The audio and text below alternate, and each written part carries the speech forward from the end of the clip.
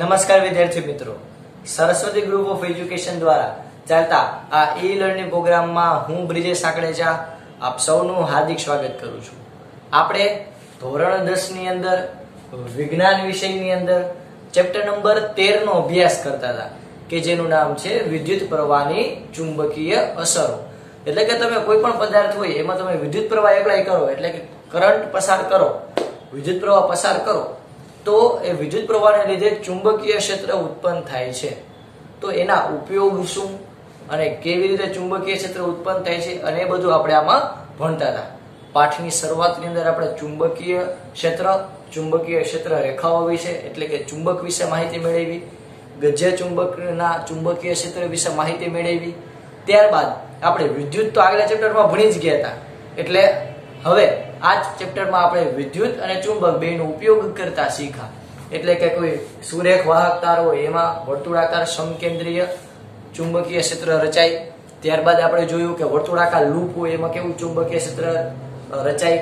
ત્યારબાદ આપણે સોલેનોઇડ જોયું, ઇલેક્ટ્રોમેગ્નેટ જોયું કે જે એક પ્રકારના કહેવાય ને કે હંગામી ચુંબક છે કે જેનો ઉપયોગ આપણે ઇલેક્ટ્રિક સર્કિટની અંદર કરીએ છીએ ગજ્યા ચુંબકની જગ્યાએ. ત્યારબાદ આપણે વાત કરીએ તો આપણે ઇલેક્ટ્રિક મોટર વિશે ભણ્યા હતા કે જે વિદ્યુત ઉર્જાનું યાંત્રિક ઉર્જામાં રૂપાંતર કરે છે. અને મોટર તમે ગમે ત્યાં આપણે રોજિંદા જીવનમાં જોઈ શકો. એની રચના કેવી છે ને આપણે એ સમજ્યા. તો આ જ વિજ્ઞાન છે કે આપણી આસપાસ જે કંઈ પણ વસ્તુ છે એને આપણે જોઈ એની અંદર શું પ્રોસેસ થાય છે સમજવાની ટ્રાય કરીએ. તો તમે હવે મોટર જોવો તો હવે મોટરની અંદર શાફ્ટ જોવો એટલે કે ધરી જોવો, પછી એની અંદર ચુંબક રહેલા છે. તમે કોઈ મોટરને આવી નાની હોય ને ખોલીને જોજો તો એની અંદર બે ચુંબક હશે, આવી કોયલું હશે કેટલી બધી, આવું બધું તમે જોઈ શકશો. ઓકે, તો આપણે જેનો ઉપયોગ કરીએ છીએ એ જ આપણે શીખા. હવે આપણે આપણા ચેપ્ટરના એક નવા ટોપિક ઉપર જઈએ છીએ કે જેનું નામ છે વિદ્યુત ચુંબકીય પ્રેરણ. વિદ્યુત ચુંબકીય પ્રેરણ, તો આનું નામ તમે સમજવાની ટ્રાય કરો તો જો ધ્યાનથી. તો અહીંયા આપણી પાસે આવું નામ છે વિદ્યુત ચુંબકીય પ્રેરણ. વિદ્યુત ચુંબકીય એટલે કે વિદ્યુત હોય અને ચુંબકીય ક્ષેત્ર પણ હોય, એટલે વિદ્યુત ચુંબકીય પ્રેરણ. પ્રેરણ એટલે તો કે પ્રેરિત થવું, ઉત્પન્ન થવું. તો વિદ્યુત ચુંબકીય પ્રેરણ, આનો તમે સિમ્પલ મીનિંગ આવો કાઢી શકો કે ચુંબક દ્વારા અથવા તો ચુંબકીય ક્ષેત્ર દ્વારા વિદ્યુત ક્ષેત્ર ઉત્પન્ન થવું,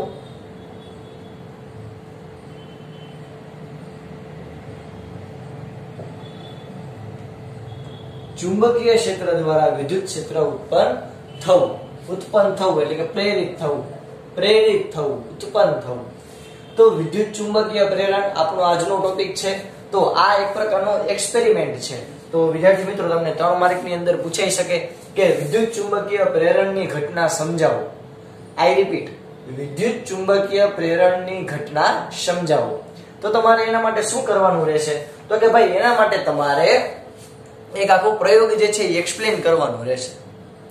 તો ઓબ્વિયસ વાત છે કે પ્રયોગ આપણે યાદ રાખીએ તો પ્રયોગની અંદર શું આવે? તો કે સૌથી પહેલા પ્રયોગની અંદર પદ્ધતિ આવે, પછી એની આકૃતિ આવે, પછી એનું અવલોકન આવે અને પછી એનો નિર્ણય આવે.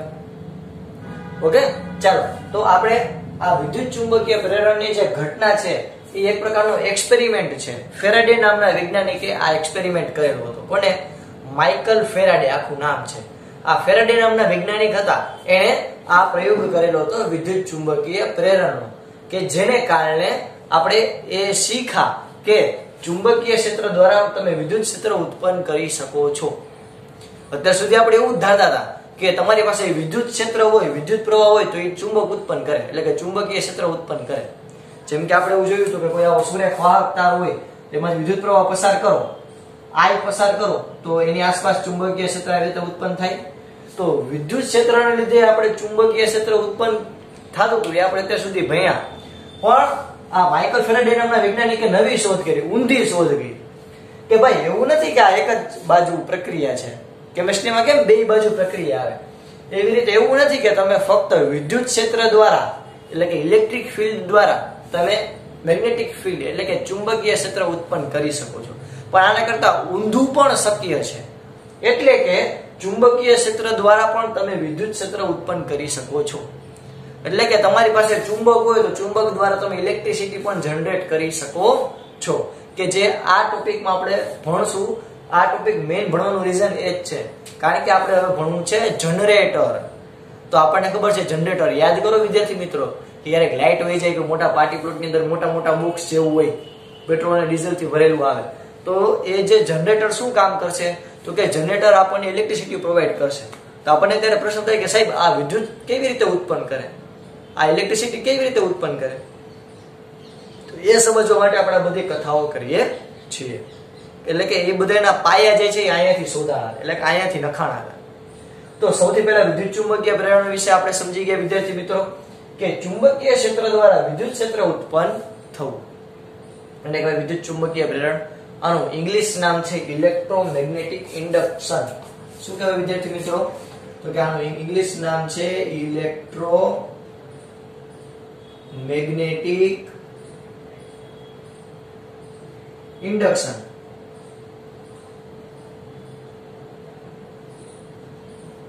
આનું ઇંગ્લિશ નામ છે ઇલેક્ટ્રોમેગ્નેટિક ઇન્ડક્શન. ચાલો તો આપણે સ્ટાર્ટ કરીએ આપણી પદ્ધતિ. આ તો મસ્ત પ્રયોગ છે અને સાવ ચંપુ જેવો પ્રયોગ છે. કેવો?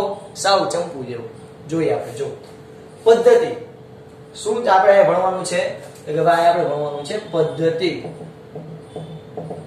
શણગાર કરી દઈએ પદ્ધતિ. તો કે હવે પદ્ધતિની અંદર શું કીધું? તો કે ભાઈ ઘણા આટા વાળું એક ગૂંચળું લ્યો. ઓહો, શું વાત કરો! આમાં કઈ નવું? આમાં મારે કઈ સમજાવવું પડે તમને? હાલો આપણે આકૃતિ સાથે સાથે દોરતા જઈએ. ઓકે, ચાલો. તો અહીંયા હું મસ્ત નામ આપી દઉં આકૃતિ રેડ માર્કર દ્વારા.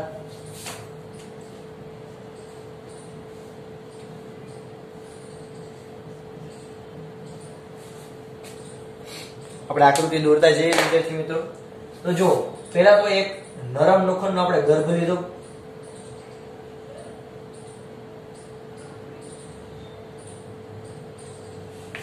આ ગર્ભની ઉપર આપણે શું કરશું? તો કે ઘણા બધા આટાવાળું ગૂંચળું બનાવશે.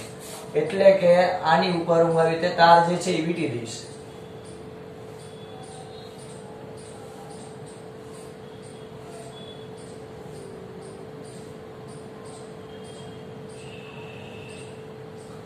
તો અહીંયાથી આપણને બે તાર નીકળ્યા. આમ તાર આખા શું કર્યા? અમે વીંટી દીધા. ઓકે, ચાલો. તો એક આપણે ઘણા બધા આટાવાળું ગૂંચળું લીધું. તેના બે છેડાને શું નામ આપવાનું કીધું? A અને B. ચાલો આપણે નામ આપી દઈએ. આ છેડાને ભાઈ હું કહું A, આ છેડાને હું નામ કહું B. અને મેં નામ આપી દીધું. એટલે કે આ છેડાને હું A કહીશ, આ છેડાને B કહીશ.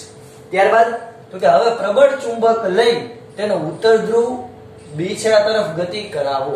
પહેલા તો આટલું ક્લિયર થયું. શું કરવાનું? તો કે પહેલા આપણે આયા A અને B, એ અને એક પહેલા તો નરમ લોખંડનો ગર્ભ લીધો. એમાં આપણે ઘણા બધા આટાવાળું આખું એક ગૂંચળું બનાવ્યું અને એના બે નામ આપ્યા A અને B. હવે તો કે જો હવે જે એક પોઈન્ટ આવશે શું? તો કે તેના બે છેડાને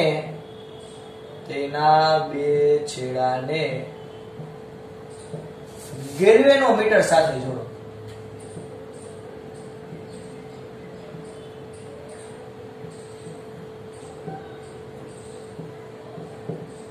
કેના સાથે જોડવાનું કીધું આપણને વિદ્યાર્થી મિત્રો? પોઈન્ટ એક અહીં નથી લખેલો. તેના બે છેડાને ગેલ્વેનોમીટર સાથે જોડો. તો આના જે બે છેડા છે હું કેની સાથે જોડીશ હવે વિદ્યાર્થી મિત્રો? તો કે ભાઈ ગેલ્વેનોમીટર સાથે. કેની સાથે? ગેલ્વેનોમીટર.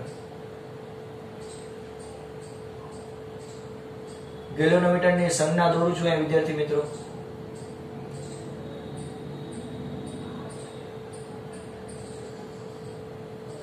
G વડે એને દર્શાવાય છે. કેના વડે? G વડે. તો આ મેં ગેલ્વેનોમીટર જોયું. હવે તમને હું ગેલ્વેનોમીટર હકીકતમાં દેખાડું કેવું હોય. તો જુઓ વિદ્યાર્થી મિત્રો, આને કહેવાય ગેલ્વેનોમીટર. શું કહેવાય? તો કે ગેલ્વેનોમીટર. તમે ધ્યાનથી અવલોકન કરો. હવે ગેલ્વેનોમીટરનું કામ શું? તો કે જો વિદ્યાર્થી મિત્રો, અહીંયા હું તમને એક રિવિઝન કરાવું મસ્ત મજાનું. શું? તો કે આપણે ત્રણ પ્રકારના મીટર જે છે આ ઇલેક્ટ્રિક આખા પોર્શન ની અંદર ભણી ગયા અથવા તો ભણશી. બે તો ભણી ગયા છીએ, છેલ્લું જે ભણી ગયા આપણે એવું કહેવાય. તો કે જો આ ત્રણ પ્રકારના જે એ મીટર છે યાદ રાખવાના. ક્યાં ક્યાં? તો કે જો સૌથી પહેલું મીટર છે એને કહેવાય એ મીટર. એ મીટર. આ એ મીટર શું કામ કરશે વિદ્યાર્થી મિત્રો? તો કે એ મીટર છે એ વિદ્યુત પ્રવાહનું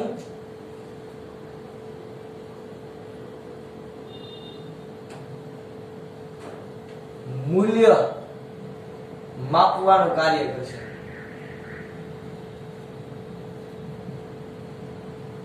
વિદ્યુત પ્રવાહના મૂલ્ય માપવાનું કામ કરશે. એને કેવી રીતે દર્શાવાય? તો કે એને હંમેશા શ્રેણીમાં જોડવામાં આવે. કેમાં જોડવામાં આવે વિદ્યાર્થી મિત્રો? શ્રેણીમાં જોડવામાં આવે. અને આનો ત્રીજો અગત્યનો પોઈન્ટ કે જે એમીટર હોય એનો અવરોધ R હોય એ ખૂબ જ ઓછો. અહીંયા જો મેં બરાબર નથી લખ્યું પણ આવી રીતે ટેન્ડ્સ ટુ 0 એટલે કે ખૂબ જ ઓછો 0.05 0.07 0.009 એ રીતે ખૂબ જ ઓછો ઓહમનો અવરોધ હોય છે. આ ત્રણ પહેલા તો આપણને પોઈન્ટ યાદ રહેવા જોઈએ. શું? તો કે એ મીટર જે વિદ્યુત પ્રવાહનું I નું મૂલ્ય માપવાનું કાર્ય કરશે. એને હંમેશા શ્રેણીમાં જોડવામાં આવે છે અને એના અવરોધનું મૂલ્ય કેવું હોય છે? ટેન્ડ્સ ટુ 0 એટલે કે ખૂબ જ ઓછું 0 ની નજીકનું. હવે તો કે આપણે બીજું મીટર લઈએ. આની સંજ્ઞા શું છે વિદ્યાર્થી મિત્રો? યાદ છે ને આવી રીતે એ. આવી રીતે આની સંજ્ઞા છે એ. હવે આપણે બીજું મીટર જોઈએ કે બીજા મીટરનું નામ છે વોલ્ટ મીટર.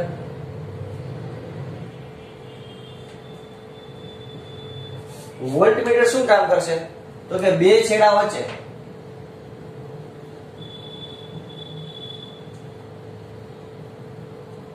વિદ્યુત સ્થિતિમાનનો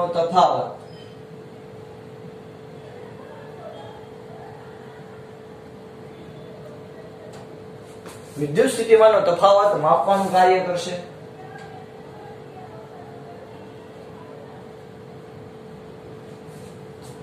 ઓકે. હવે આ જે વોલ્ટ મીટર છે એને હંમેશા કેમાં જોડવામાં આવે? સમાંતરમાં. કેવા જોડવામાં આવે વિદ્યાર્થી મિત્રો? સમાંતર. ત્રીજો અગત્યનો પોઈન્ટ આમાં તો કે એના અવરોધ R નું મૂલ્ય એ કેવું હોય? અનંત. અનંત એટલે તો કે ખૂબ જ મોટું. જેમ કે 5000 ઓહમ, 10000 ઓહમ, 2000 ઓહમ, બહુ મોટું મૂલ્ય હોય. હકીકતમાં આઈડિયલ એટલે કે આદર્શ વોલ્ટમીટરનો અવરોધ હોય એ અનંત હોય. ક્લિયર? તો આ પોઈન્ટ જે છે એ આપણે યાદ રાખવાના રહેશે. કયા કયા પોઈન્ટ કીધા વિદ્યાર્થી મિત્રો? તો આપણે એક તો દર્શાવી દઈએ તો કે વિદ્યુત પ્રવાહનું મૂલ્ય માપવાનું કાર્ય કરે. એને હંમેશા શ્રેણીમાં જોડવામાં આવે અને એના અવરોધનું મૂલ્ય 0 હોય. કેનું? મારું? ના. તમારું? ના. એમીટરનું. આ એમીટર. પછી વોલ્ટમીટરની ચર્ચા કરીએ તો એ શું કરે? તો કે બે છેડા વચ્ચેનો વિદ્યુત સ્થિતિમાનનો તફાવત માપવાનું કાર્ય કરે. એટલે કે ઇન શોર્ટ કાઠિયાવાડી ભાષામાં વોલ્ટેજ માપે અને એને સમાંતરમાં જોડવામાં આવે અને આદર્શ વોલ્ટમીટરનો અવરોધ અનંત. ક્લિયર? અને સંજ્ઞા શું છે? તો કે આવી રીતે હંમેશા સમાંતરમાં જોડવામાં આવે. હવે તો કે જો અહીંયા ત્રીજું મીટર આવ્યું. આ ત્રીજું મીટર જે છે એને આપણે નામ આપશી ગેલ્વેનોમીટર. શું નામ આપશે વિદ્યાર્થી મિત્રો? ગેલ્વેનોમીટર.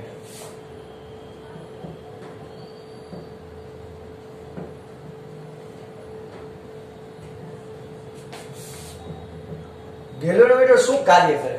આપણે આ તો પહેલી વાર ઇન્ટ્રોડ્યુસ થયું. તો કે ભાઈ જે ગેલ્વેનોમીટર હોય એ વિદ્યુત પ્રવાહની હાજરી સૂચવે.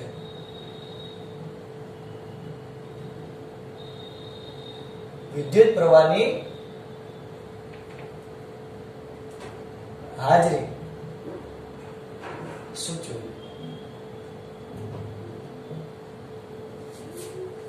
ઓકે. ગેલ્વેનોમીટર જે છે વિદ્યુત પ્રવાહની હાજરી સૂચવવાનું કાર્ય કરે છે. આટલું પહેલા કહીએ તો એની સંજ્ઞા શું છે? તો કે ભાઈ એની સંજ્ઞા છે G.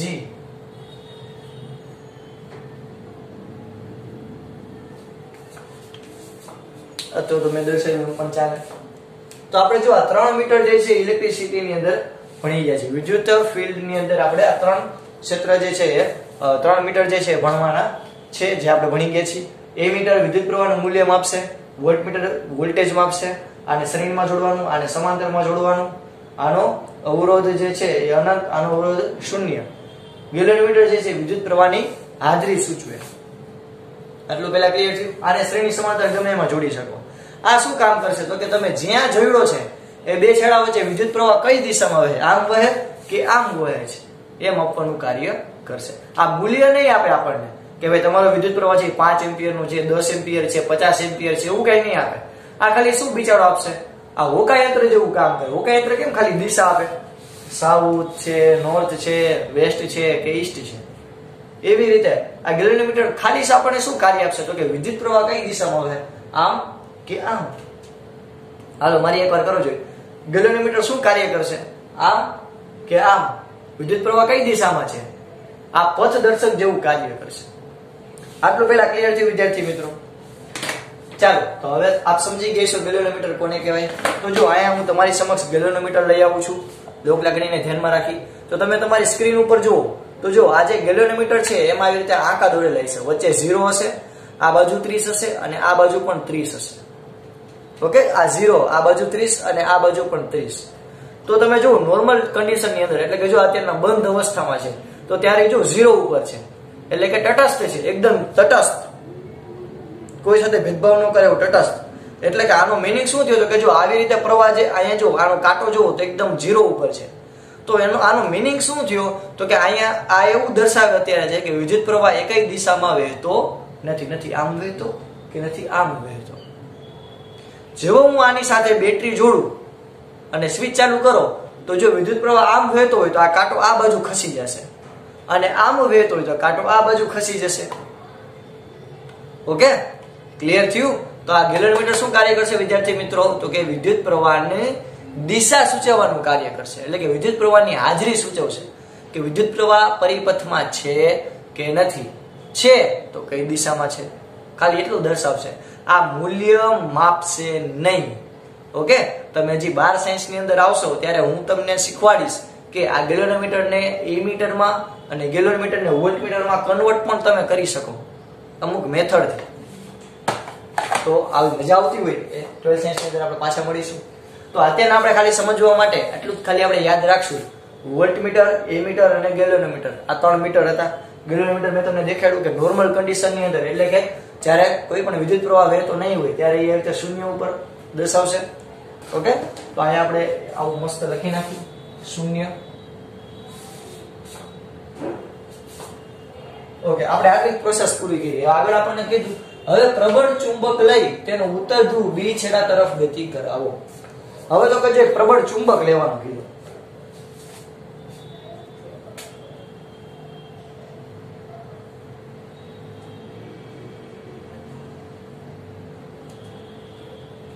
આ N અને આ S.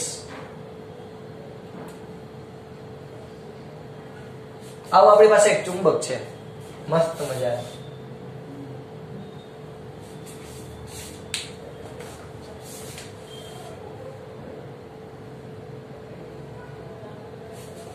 ઓકે, તો આવો એક મસ્ત મજાનો ચુંબક છે, N અને S ધરાવે છે. તો આ N જે છેડો છે ઉત્તર ધ્રુવ છે એને એમ કીધું કે બી છેડા તરફ ગતિ કરાવો. એટલે કે આ ઉત્તર ધ્રુવને કઈ બાજુ ગતિ કરાવો, આ બાજુ ગતિ કરાવો પેલા કિસ્સામાં. ક્લિયર છે?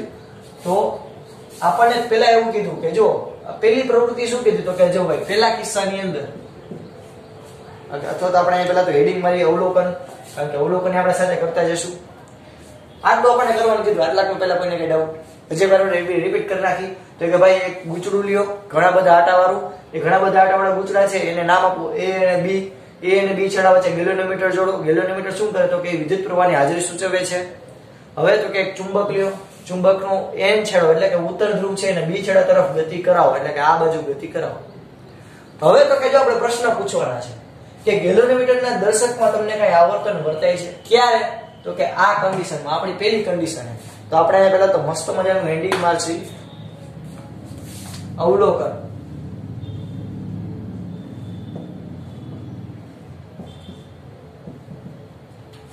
અવલોકન આપણે કરવાનું છે એટલે કે આના ઉપરથી આપણે શું જોયું તો કે ભાઈ પહેલું અવલોકન શું તો કે જ્યારે ઉત્તર ધ્રુવને બી છેડા તરફ ગતિ કરાવી ત્યારે ગેલ્વેનોમીટર આવર્તન દર્શાવે છે? તો કે લખવાનું કે હા, આ પ્રયોગ કર્યો તો, આ પ્રયોગ કરેલો હતો ફેરાડે કે જ્યારે આવી રીતે હું ગુચડું રાખું ચુંબકને આ બાજુ ફેરવું તો ગેલ્વેનોમીટર આવર્તન દર્શાવે છે. જો તમે જો આ વિડીયોમાં તમે જુઓ તો જુઓ તમે કે જે ચુંબક જે છે એને આ બાજુ લઈ આવે તો આવર્તન દર્શાવે છે. દેખાય છે તમને? ઓકે, તો હા, ગેલ્વેનોમીટર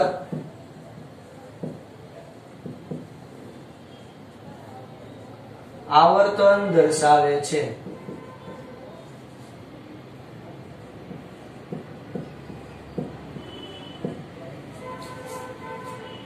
હવે ગેલ્વેનોમીટર જે આવર્તન દર્શાવે છે, આપણે એવું ધારી લઈએ કે ધારો કે તે જમણી બાજુ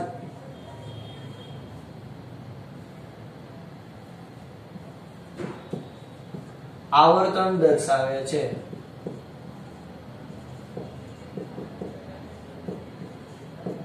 એટલે કે અહીંથી કાંટો ખસીને આમ વયો જાય. પેલી કન્ડિશન ની અંદર, એટલે કે આ પેલા પ્રયોગની અંદર જો ગેલ્વેનોમીટર નું આવર્તન ખસીને આમ ખસી જાય તો એનો મીનિંગ શું થયો? તો કે જો આ ખઈશું એટલે આ ક્યારે હલે? મેં તમને કીધું તો આ ગેલ્વેનોમીટર યાદ કરો, આ ક્યારે હલશે?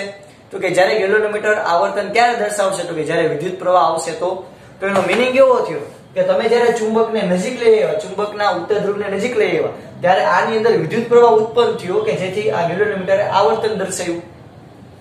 ઓકે, તો પેલા અવલોકનમાં શું કીધું? તો કે હા, ગેલ્વેનોમીટર આવર્તન દર્શાવે છે. આપણે એવું ધારી લીધું કે ધારો કે જમણી બાજુ આવર્તન દર્શાવે છે. તમે મસ્ત મજાનો વિડીયો પણ જોયો આયા. ઓકે, ચાલો હવે તો કે આપણને બીજી પ્રવૃત્તિ કીધી. તો કે બીજા પ્રવૃત્તિમાં શું કીધું? તો કે ચુંબકને ગુચડાથી દૂર લઈ જતા શું ફેરફાર જણાય છે? તો કે ચુંબકને ગુચડાથી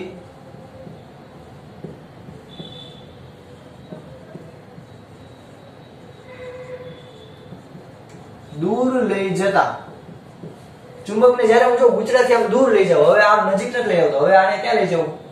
દૂર લઈ જાઉં તો શું થાય છે? દૂર લઈ જતા ગેલ્વેનોમીટર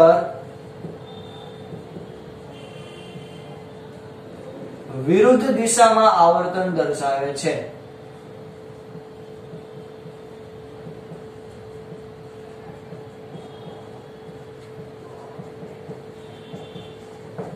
કેવા?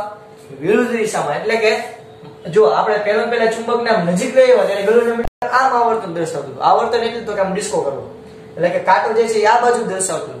હવે જેવો આપણે ચુંબકને દૂર લઈ ગયા, ઓ જાના, તો આમ દૂર લઈ ગયા તો જો આ ગેલ્વેનોમીટર છે વિરુદ્ધ દિશામાં આવર્તન દર્શાવશે. એટલે કે આમ હતું એને બદલે બિચારું આમ થઈ જાય તો વિરુદ્ધ દિશામાં આવર્તન દર્શાવશે. જો તમે જો વિડીયો જો તો કે તમે જ્યારે જો ગેલ્વેનોમીટરને નજીક લઈ આવો ત્યારે અલગ આવર્તન દર્શાવે, એટલે કે આમ અલગ પ્રકારે ડિસ્કો કરે, એક દિશામાં જાય છે. તો જેવું તમે એનાથી નજીક દૂર લઈ જાવ તો જો એ વિરુદ્ધ દિશામાં આવર્તન દર્શાવે છે. ત્રીજું, ગુચડાને અને ચુંબકને સ્થિર રાખતા શું થાય છે? તો કે ભાઈ ગુચડું અને ચુંબક બેયને સ્થિર રાખવું, બેયને હલાવવું નહીં, બેયને એમનું આમ સ્થિર હજળબમ સ્થિર કરનાર. તો ગેલ્વેનોમીટર છે એ કાંઈ પણ આવર્તન દર્શાવતું નથી. ગેલ્વેનોમીટર જો ગુચડું અને આ બે સ્થિર રાખવું તો કાંઈ પણ આવર્તન દર્શાવતું નથી. એટલે કે ગુચડાને અને ચુંબકને સ્થિર રાખતા ગેલ્વેનોમીટર કંઈ પણ આવર્તન દર્શાવતું નથી.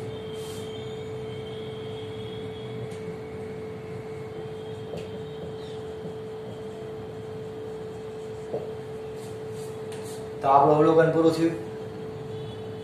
હવે આપણે આના ઉપરથી આવશે નિર્ણય ઉપર. ઓકે, ચાલો તો આપણો પેલો પાઠ પદ્ધતિ, આકૃતિ અને ત્યારબાદ અવલોકન. હવે આપણે આના ઉપર આવશે નિર્ણય ઉપર. તો નિર્ણયમાં આપણે લખીએ હવે ઓકે, આના ઉપર વિદ્યાર્થી મિત્રો તમે શું સમજ્યા? જો સિમ્પલ આખી પ્રોસેસ ટૂંકમાં કહું કે જ્યારે આપણે આવી રીતે ચુંબક ગેલ્વેનોમીટર સાથે રહેલા ગુંચડાને આપણે સાથે ચુંબક લઈ આવી, આમ નજીક લઈ આવતા ગેલ્વેનોમીટર ડિસ્કો કરે, દૂર લઈ આવતા વિરુદ્ધ દિશામાં ડિસ્કો કરે અને સ્થિર રાખતા કઈ આવર્તન નથી દર્શાવવું. તો આના ઉપરથી આપણે શું સમજ્યા? તો કે ભાઈ આના ઉપરથી આપણે એક મસ્ત વસ્તુ સમજ્યા. શું? તો કે જ્યારે ચુંબકને હું નજીક લઈ આવું એટલે કે ચુંબકીય ક્ષેત્રમાં કંઈક ફેરફાર થાય છે. અહીંયા ચુંબકીય બળ ઓછું લાગે, નજીક લઈ આવું તો ચુંબક વધારે બળ લગાડશે. તો ચુંબકીય ક્ષેત્ર જે છે એને લીધે અહીંયા ગેલ્વેનોમીટર આવર્તન ક્યારે દર્શાવશે? જ્યારે વિદ્યુત પ્રવાહ હશે તો ચુંબકીય ક્ષેત્રને નજીક કે દૂર લઈ જતા ગેલ્વેનોમીટર આવર્તન દર્શાવે એટલે વિદ્યુત પ્રવાહ ઉત્પન્ન થાય છે. એટલે કે તમે જ્યારે ચુંબકને ડિસ્કો કરાવો તો વિદ્યુત પ્રવાહ ઉત્પન્ન થાય છે. આના કરતા ઉલટું, તમે ગુંચડાને ડિસ્કો કરાવો અને ચુંબકને સ્થિર રાખો તો પણ આની અંદર વિદ્યુત પ્રવાહ ઉત્પન્ન થાય છે. તો આના ઉપરથી આપણે મસ્ત મજાનો નિર્ણય લખી શકીએ. શું? આના ઉપરથી આપણે નિર્ણય લખી શકીએ કે જ્યારે ચુંબક અને ગુંચડા વચ્ચે સાપેક્ષ ગતિ થાય. સાપેક્ષ ગતિ કોને કહેવાય વિદ્યાર્થીઓ? સાપેક્ષ એટલે તો કે કમ્પેરેટિવલી. સાપેક્ષ ગતિ એટલે તો કે એક સ્થિર હોય અને બીજો ડિસ્કો કરતો હોય એને કહેવાય સાપેક્ષ. જેમ કે તો કે જો હું બેયને ડિસ્કો કરાવીશ, ચુંબક અને ગેલ્વેનોમીટર, આ માની લો કે આ આપણું ચુંબક છે અને આ આપણું ગુંચડું છે, તો આમ આપણે આકૃતિ મુજબ આમ રાખીએ. જો આ આપણું ચુંબક છે, આ આપણું ચુંબક, અથવા તો તમને દેખાડું, જો ચુંબક, આ આપણું ચુંબક છે અને આ આપણું ઓલું ગુંચડું છે, આમ જો આટાવાળું. તો જ્યારે હું બેયને ડિસ્કો કરાવીશ, જો બે હલે, ચુંબક અને ગુંચડું જો બે ડિસ્કો કરે, બે ચલે છે, તો ત્યારે વિદ્યુત પ્રવાહ ઉત્પન્ન થશે નહીં. ઓકે, બેયને સ્થિર રાખીશ, હજડ બમ, બેયને આમને આમ સ્થિર રાખ્યા તો પણ વિદ્યુત પ્રવાહ ઉત્પન્ન થશે નહીં. પણ હું માની લો કે ગુંચડાને સ્થિર રાખીશ અને ચુંબકને ગતિ કરાવીશ, ડીચકડાના ડીચકડાના ડીચકડાના રે, તો સાપેક્ષ ગતિ થઈ. એટલે કે એક સ્થિર રહ્યું અને બીજું ગતિ કરે છે, અથવા તો આ બીજું સ્થિર રહ્યું અને પેલું ગતિ કરે છે. તો કોઈ એક વસ્તુ સ્થિર હોય અને બીજી ગતિ કરતી હોય એને કહેવાય સાપેક્ષ ગતિ. તો જ્યારે ગુંચડું અને ચુંબક એ સાપેક્ષ ગતિ કરે છે ત્યારે ગુંચડાના બે છેડા, અહીંયા આપણે આ ચીરી નાખી, તોડી નાખી, બે છેડા વચ્ચે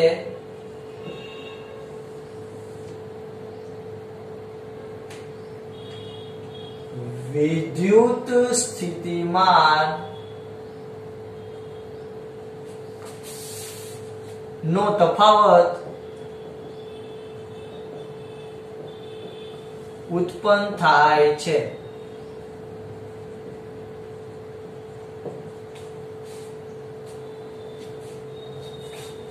અને પ્રવાહ વહે છે.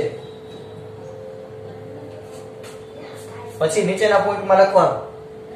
ઓકે, જો જ્યારે ચુંબક અને ગુંચડા સાપેક્ષ ગતિ કરે, જ્યારે ચુંબક અને ગુંચડું એ સાપેક્ષ ગતિ કરે ત્યારે ગુંચડાના બે છેડા વચ્ચે વિદ્યુત સ્થિતિમાનનો તફાવત ઉત્પન્ન થાય છે, જેને આપણે એવું કહી શકીએ, અહીંયા વાક્ય ફેરવી નાખીએ કે જેને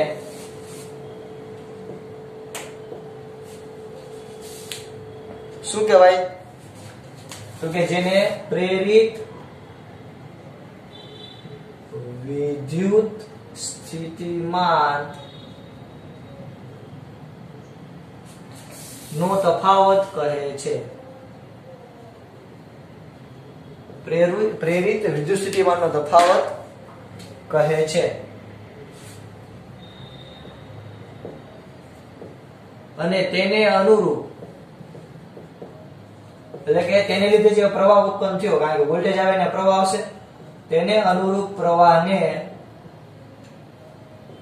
શું કહેવાય વિદ્યાર્થી મિત્રો? આને પ્રેરિત. પ્રેરિત એટલે ઉત્પન્ન થયેલું વિદ્યુત સ્થિતિમાનનો તફાવત. પ્રેરિત વિદ્યુત સ્થિતિમાનનો તફાવત. તો આને અનુરૂપ તમને જે પ્રવાહ મળ્યો એને શું કહેશે? પ્રેરિત પ્રવાહ કહે છે.